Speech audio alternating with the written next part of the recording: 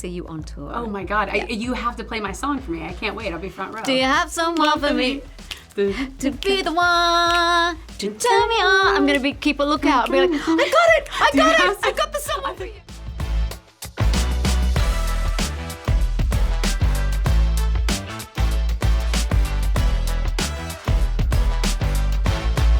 What's up, friends? It's your girl, Emily Curl, here at our iHeartRadio headquarters, and today we're joined by Grammy Award-winning artist and global icon, Kylie Minogue is here. Can we give it up for Kylie in our studio? We're so excited to have you. Thank you. It's First so off, good to be here. This is such an honor. Oh, wow. This is exciting. Our whole team is so excited. Hey, team. Lots to celebrate. Yeah. Tension 2 is releasing this week. Imaginatively titled Tension 2, yes, is upon us. It's here. We have been seated. We've been waiting for this one. Aww. Obviously, we were such a fan of Tension and the entire world that you built. How does this new album sort of build on that world, and what sort of themes and feelings are you showing us in this one? I feel like we've just gone Panavision. It's like, okay, that was what we presented before in our frame, but I when I think about how to describe it now that it's done, I feel like there's like when you're at the movies and it's the zoom surround out sound and you see it. Yeah. So it wasn't part of a grand plan. I'm not Beyonce organized, if that's a thing. We've kind of taken. We've gone down on the highway of tension. We've gone down Padam Avenue, and yes. Exploring more songs more in that vein. Yeah, I mean it's wild to think about. We were looking at the timeline. You released Tension last September, so now it's insanity. Almost a year. We have Tension 2. Yeah. If you could go back to that time, a little over a year ago, and you're already a global superstar, but knowing this world's about to expand even more, what would you tell yourself before that album released and we had this phenomenon? Sort your packing cubes, sort out those vitamins. What would I have said? I enjoy, or I am loving it. I'm 100% enjoying it. I guess I just would have said get ready. Get ready. Get prepared.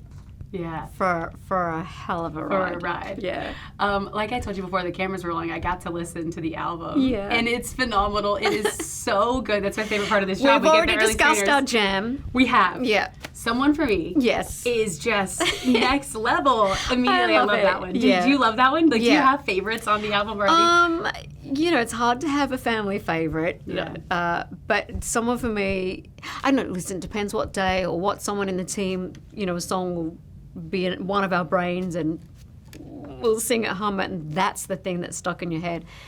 But someone for me, I love that it sounds like Ibiza, it sounds like Summer Holiday, a bit kind of like Brasileiro. I don't know. It's and I love what it's saying. It's very cute. The storyline in it is clever. Because you want your friends to find love, but you're like, come on. I want to be happy for you, but come on. You have someone for me. Exactly. You've got it together. I probably should check which friends I would even ask that of, because maybe some friends would not send you down the right path. Maybe for a night or two, that'll do. Fair enough. But when I was listening to this album too, one of the things that came to mind is imagining it on stage. Yeah. And you have so many iconic performances. You are such an incredible performer, and you're known for so many of your live performances. How does it feel to know? I mean, you're getting ready to have a huge North American tour, to be so well received in the States, and getting ready to go on this huge tour. And this is the first North American tour in 13 years. Yeah. Why? How? Where did? How? What? Rude. Listen, Minogue, sort it out. It's thrilling. I mean, and that's just, I'm just not hyperbole. It's thrilling, the idea of performing these songs live and sharing them with the audience, with some of the OG fans that are, we always hope this for her, or we're so excited for her, or like, we're the OGs. Get out of our way, we're in front row. Right, they know. But that there's a new audience as well with, Gen Z and even kids. I've had recent shows I've done, kind of, 10-year-olds, and it's a longer show because I was like, hi, who are you? What's your name? Where are you from? it's like little bursting love hearts everywhere. So yeah, I think it's going to be a really dynamic, diverse, beautiful audience. Yeah, with having such a range of audience, how do you even go about crafting a set list? What does it look like? It's a nightmare. It's a great problem to have. And we have got more or less the landscape. We know there's and with Tension 2 coming out, I'll have a bit more feedback. I don't know, as soon as the song's out in the real world, you hear it differently. And that will be, that'll be interesting to see what really lands or what sticks and what makes it in set list. Yeah. I know, obviously, fans get excited for the new stuff. Yeah. But one of your albums, Disco, that the fans loved was... it was such an emotional time for everyone and a weird time, that being released in 2020. But it's an album that I consistently have a really heartfelt reaction to, and it's just so lovely. So yeah, the Disco's going to get it. Why does that hit you different? Why does that one? I guess I started the album late 2019 and into the start of 2020, and as the world experienced, but we were in the studio and kind of like, are we? What's happening? As we the rest of the story, no one went anywhere. I finished the album through lockdown, which was just a blessing for me to have something to do and focus on. Learned to self-record. That's changed my life. I still do that now. Really? So you still keep that up? It's changed everything for me. Wow. Yeah.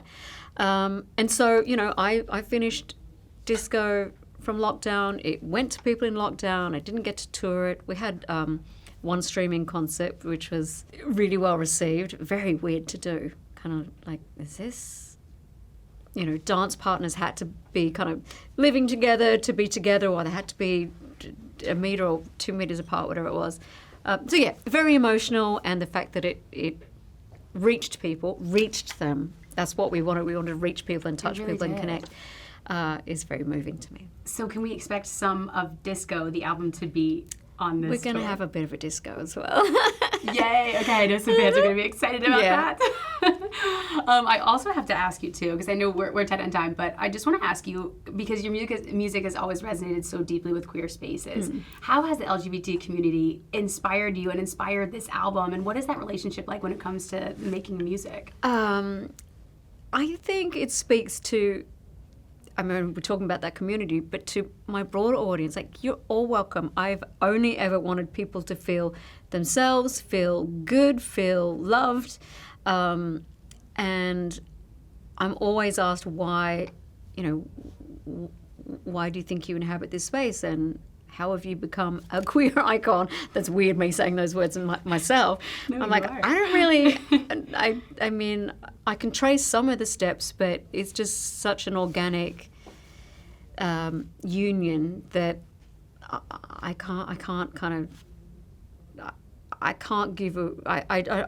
don't know the answer, but I'm very grateful for it. Yeah, and it shines through in the music. I think and I think what you bring too is like an air of celebration and joy and inclusivity, and that permeates through. Yeah, and I guess a lot of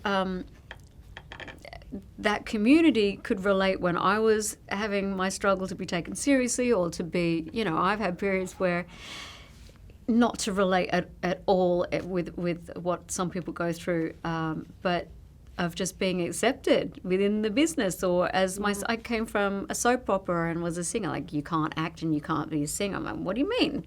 You can be all sorts of things, can't you?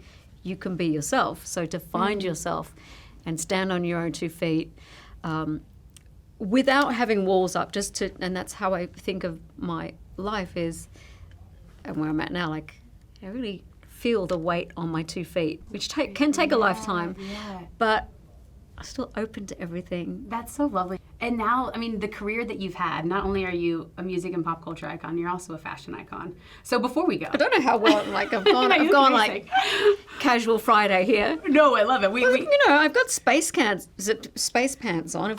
And after this, I'll be getting some space pants. Whatever Kylie wears, I wear.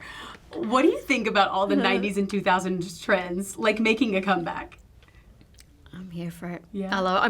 These are giving the slight Love at First Sight video cargo pants. Yeah, a little oversized. Meets Fever 2002 concert opening.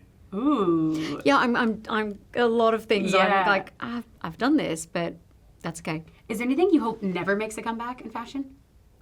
I Any mean, trend that you actually I'm like, hate that you're like, I never want to see this again? I mean, I know I've had some fashion hits, but I've definitely had some fashion misses as well. There's one I think of, I mean, it was late 80s.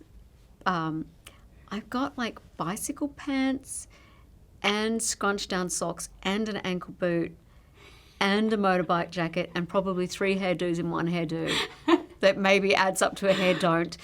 But, and like don't. gigantic earrings. But I kind of love her as well. I do too. And it's all the evolution. Yeah. We can Kinda appreciate love her her. and we can Yeah. embrace it.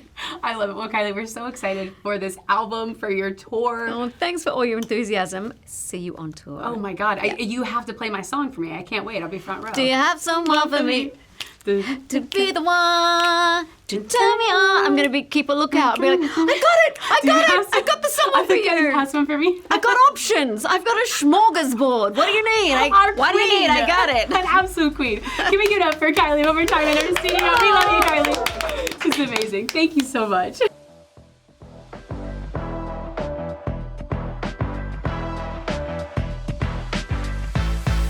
Thanks so much for watching. Did you like that video? You can check out a few more over here, and don't forget to subscribe to iHeart right here. And if you're already a longtime fan, make sure you ring the bell down below so you don't miss a single video. We'll see you next time.